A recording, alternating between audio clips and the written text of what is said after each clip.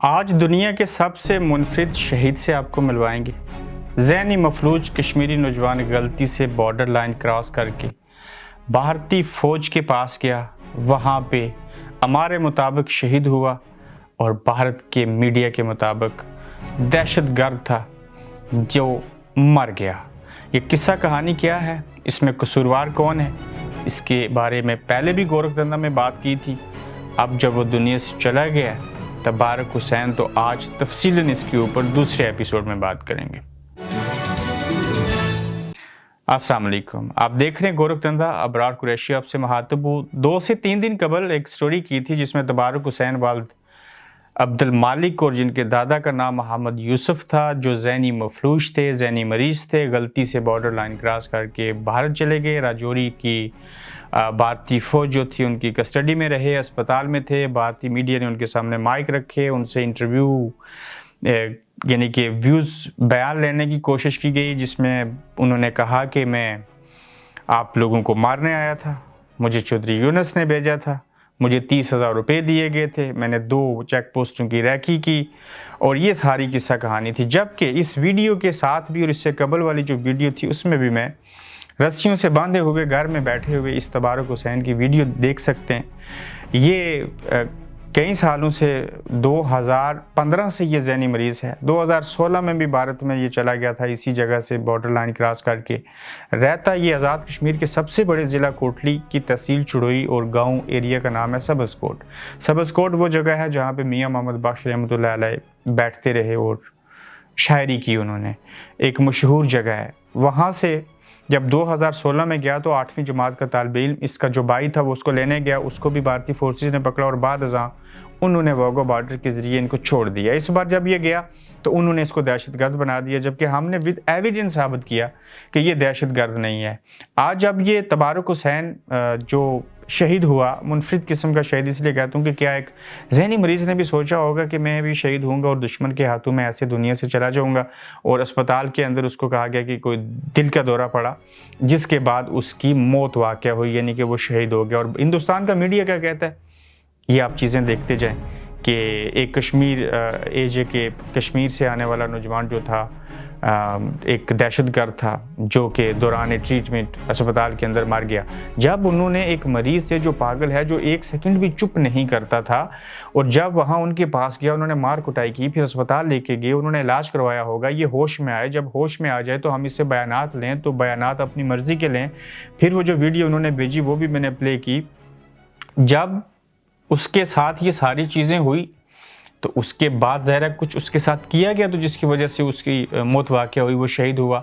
और भारतीय मीडिया भी जो है वो इसको इसी तरह से लिख रहा है। जबकि पाकिस्तान की जानिब से जब मैंने वीडियो की तो मैंने टेलीविज़न से लेके, मीडिया से लेके अहम इदारों को भी यहाँ पे मैंने सारी मालूमात दी, और जब मैंने जो वीडियो बनाई उसको तकरीबन 6 लाख लोगों ने देखा, और कश्मीरियों ने कम, पाकिस्तानियों ने कम, और भारतीय जो लोग कम्युनिटी है वो आप देख सकते हैं उस वीडियो के नीचे उन्होंने ज़्यादा कमेंट किए, चूँकि ज़ाहिर है उन्होंने उसको डिफेंड करना था।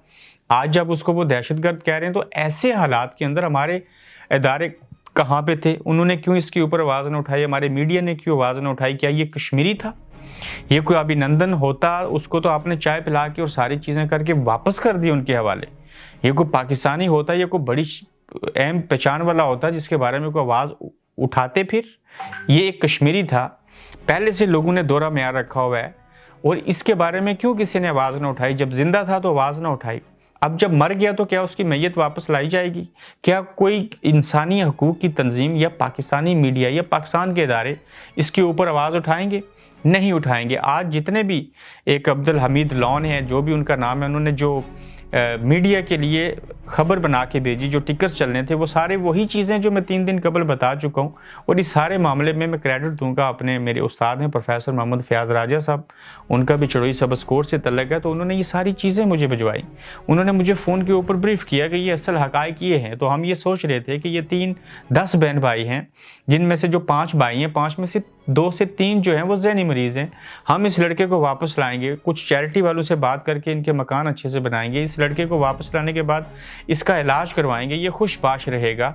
और लंबे चौड़े प्लान थे। कुछ भी है, इंसानी जान है, हम मुसलमान हैं, इंसान भी हैं, और हमें अगर किसी की तकलीफ़ और किसी के दर्द को महसूस नहीं कर सकते, हमारे इदारे उसके ऊपर आवाज़ नहीं उठाते, उसका पीछा नहीं करते, और भारत दूसरी जानिब जो है वो उसको दहशतगर्द करार दे रहा है। वो मर गया अस्पताल के अंदर। मीडिया हिंदुस्तान टाइम्स से लेके ये सारी चीज़ें आप देखें वो सारे उसके ऊपर लिख रहे हैं।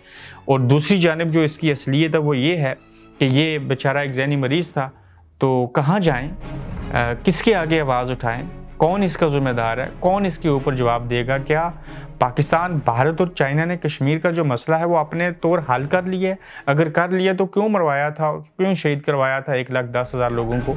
अगर आज इस तरह से एक नौजवान वहाँ पे जाता है, उसके ऊपर आवाज़ नहीं उठाई जाती, तो क्या आइंदा भी मना कर दिया जाए लोगों को कि वो गलती से जाए या मर्जी से जाए या कुछ हो जाए तो लिहाजा अपना बंदोबस्त खुद करें, हम कुछ नहीं कर सकते?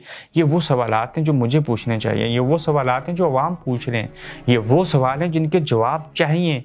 इसके ऊपर ऐसे नहीं होना चाहिए था। जब हम खामोश होंगे, कोई चोर बंदा चोरी करे, वो ऊपर से उसके पास कोई जवाब ना हो, तो इट्स मीन्स कि वो चोर है। ये लड़का चला गया, ये ज़हनी मरीज़ था, हम आवाज़ उठाते, एक एविडेंस दे देते, मेडिकल रिपोर्ट्स उसकी यहाँ की होती भेज देते। मेडिकल रिपोर्ट्स को छोड़ दीजिए, किसी इंसान की गवाही को छोड़ दीजिए, उसकी जो कैमरे की बनी बेजान कैमरे की वीडियोज़ हैं जिसमें वो रस्सियों से बंधा हुआ है, जिसमें वो बाहर बारिश के अंदर सर्दी के मौसम में घूम रहा है, सारी चीज़ें कर रहा है, बेशुमार उसकी वीडियोज़ हैं, यही बतौर एविडेंस उनको देते तो शायद वो भारत वाले भी उसको दहशतगर्द ना कहते, उनका मीडिया ऐसे ना लिखता, और किसी के सर के ऊपर जूं ना रहेंगी, और बद से बदनाम बुरा वाली बात हुई, इंसानी जान भी चली गई। और जो उसकी बाकी बहन भाई हैं, जो उसके वालिद हैं, वो क्या सोचेंगे सारी ज़िंदगी अगर इसकी मैयत वहाँ से ना आई? कौन इसका ज़िम्मेदार है? किसी न किसको जवाब दे देना होना है दुनिया में और आखिरत में। ये अज़ियत वाले कुछ चीज़ें ऐसी होती हैं जिनको ना किया जाए तो वो ख़ानदान सारी ज़िंदगी सफ़र करता है, उसके लिए दर्दनाक चीज़ होती है। अब भी कोशिश करनी चाहिए कि जब ज़िंदा था तो कुछ नहीं किया, तो अब जब वो दुनिया से चला गया तो कम से कम 20 मिनट का भी रास्ता नहीं है, वो बॉर्डर के रास्ते उसकी मैयत वापस दे दें तो फिर भी उनकी मेहरबानी होगी। हम क्या कर सकते हैं? हम सियासत कर रहे हैं, बेशुमार चीज़ें कर रहे हैं, मुल्क में महंगाई है, सैलाब ऊपर से आया, इंसानी जानों की कदर कोई नहीं रही। वहाँ पे एक तबारक हुसैन की बात कौन सुनेगा? अगर कोई सुन रहा है तो उसकी मेहरबानी होगी अगर इसके ऊपर कोई इंसानी हकूक़ की तंजीम आवाज़ उठाए, कोई इसके लिए कोशिश करे, और ये कोशिश की जाए तो कभी रायगा नहीं जाएगी। बेशुमार चीज़ें हो सकती हैं, तजारत हो सकती है, उनको चीनी दे सकते हैं, वहाँ से नमक ले सकते हैं, टमाटर की तजारत हो सकती है, तो इंसानी लाशें लेने की भी तजारत कर लीजिए, बहुत अच्छा हो जाएगा। हमने अभिनंदन को चाय पिला के वापस भेजा था, बड़े इज़्ज़त व एहतराम के साथ वापस भेजा था, वो ज़िंदा भेजा था। ये अगर मुर्दा भी आ जाए तो शायद एहसान अज़ीम होगा। अपना ख्याल रखिए, अपना फीडबैक दीजिए। अल्लाह हाफ़िज़। आप देख रहे हैं गोरखधंधा अब्रार कुरैशी के साथ।